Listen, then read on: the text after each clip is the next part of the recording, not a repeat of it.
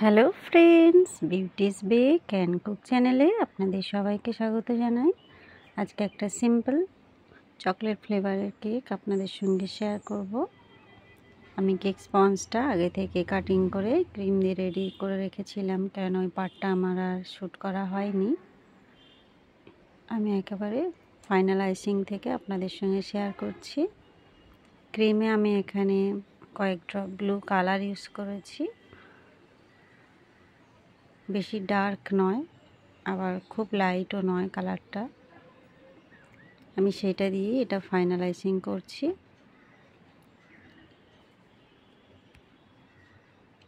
আমি একদম মিডিয়াম পরিমাণের ক্রিম ব্যবহার করি, কেননা কাস্টমার হিসাবে আমাদের বোঝা মুশকিল হয়ে যায় কে বেশি ভালোবাসে ক্রিম খেতে, কে কম ভালোবাসে। সেই কারণেই এই মিডিয়াম পরিমাণের ক্রিমটাই আমি ব্যবহার করি। এতে আমি কোনো রকম কমপ্লেন আজ পর্যন্ত পাইনি। এই ফাইনালাইজিংয়ের সময় একটু টাইম নিয়ে করবেন কাজটা, তবে এটা দেখতে ভালো হবে, ফিনিশিংটা সুন্দর আসবে।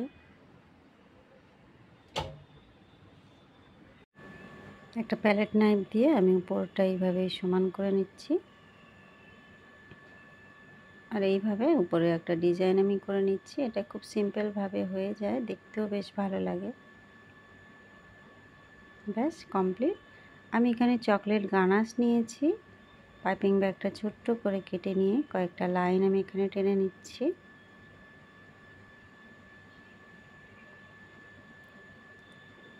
এই ডিজাইনগুলো দেখতে কিন্তু খুবই ভালো লাগে, একদম সিম্পলের উপরে যেন চোখের একটা আরাম হয় দেখলে, যেন মনে খুবই ভালো লাগছে দেখতে, এতটাই সুন্দর লাগে। জানি না ভিডিওতে কতটা ভালো লাগছে আপনাদের,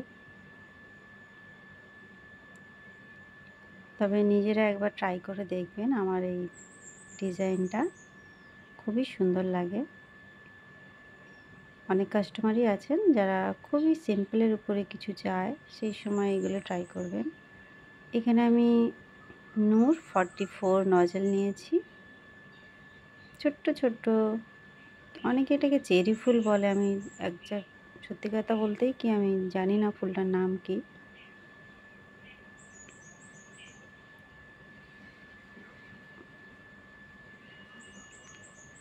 কিভাবে করছি আশা করি বুঝতে পারছেন। একটা একটা করে পাপড়ি করে পুরো ফুলটা কমপ্লিট করছি। টোটাল 5টা করে পাপড়ি করছি।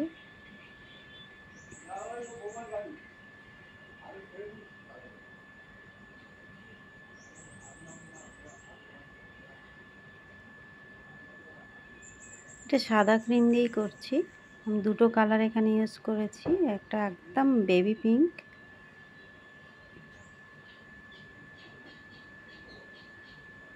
এই যে একদম লাইট পিঙ্ক কালার, যেটা বোঝাও যাচ্ছে না যে আমি পিঙ্ক কালার ব্যবহার করছি।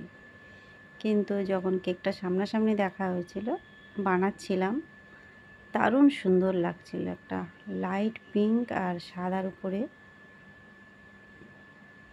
সুন্দর একটা কেক লাগছিল দেখতে, খুবই ভালো লাগছিল, যেন মনে হচ্ছিল দেব না, থাক আমার কাছেই।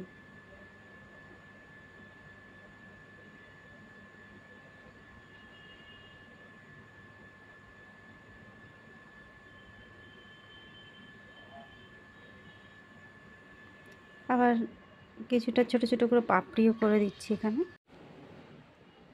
জাস্ট একটা করেই পাপড়ি করছি, সাইডে যেগুলো গ্যাপ রয়েছে মনে হচ্ছে এখানে করলে ভালো লাগবে, সেখানে দিচ্ছি। কখনো সাদা ক্রিমটা দিয়ে, কখনো পিঙ্ক ক্রিমটা দিয়ে।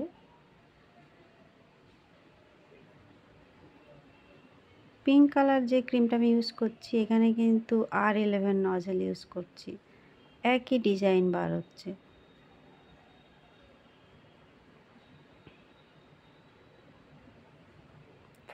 এরটা একটু রাউন্ড শেপে বার হচ্ছে, আর এটা একটু ফ্ল্যাট, কিন্তু দেখতে ভালো লাগছে। এক চান্সে দেখলে বোঝা যাবে না কোন নজল দিয়ে আমি কোনটা করেছি। সুতরাং 44 নজল যদি না থাকে কোনো রকমের সমস্যাই নয়, R11 নজল দিয়েও হয়ে যাবে। পাইপিং ব্যাগ কাটিং করেও এইভাবে করা যায়, সেই প্রসেসটা পরে আমি আপনাদের সঙ্গে শেয়ার করব। কেননা এত কাজের চাপের মধ্যে সব কিছু একসঙ্গে দেখানো সম্ভব হয়ে ওঠে না, আবার রেকর্ডিং করা, সেটা এডিট করা।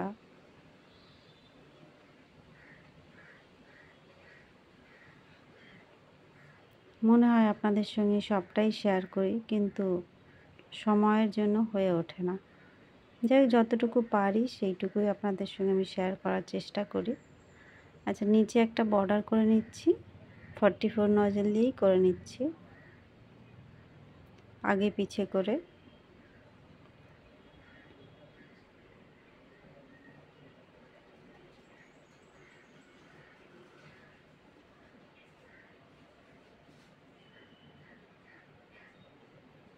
নামটা লিখে নিচ্ছি, এখানে আমি চকলেট গানাশ দিয়েই করছি, পুরোটাই লিখছি এখানে হ্যাপি বার্থডে। কারণ মাঝখানটা অনেকটা স্পেস ছিল, শুধু নাম লিখলে দেখতে ভালো লাগবে না। গানাশটা খেয়াল করবেন যেন একদম স্মুথ থাকে, তাহলে লিখতে সুবিধা হবে, নচেত খুবই ডিফিকাল্ট ব্যাপার এইভাবে লিখতে গেলে। এই যে এবার আমি কয়েকটা গোল্ডেন সুগার বল নিয়েছি, যেগুলো পিঙ্ক কালার ফুলের উপর বসিয়ে দিলাম। মাঝখানেও কয়েকটা দেব, খুব বেশি মাঝখানে আবার দেব না, তাহলে ফুলগুলো হাইলাইট হবে না। আর এটা হচ্ছে সিলভার সুগার বল, যেটা আমি সাদা ফুলের উপরে দিলাম। এই যে কেকের ফাইনাল লুক আমার, দেখুন কেমন লাগছে বন্ধুরা। ভালো লাগলে বা একটু হেল্পফুল মনে হলে অবশ্যই একটা লাইক করবেন, চ্যানেলটা সাবস্ক্রাইব করে রাখবেন। এই ধরনের আরও বিভিন্ন ডিজাইন আমার চ্যানেলে আছে, সেগুলো দেখতে পারেন। দেখা হবে নেক্সট ভিডিওয়। Bye bye.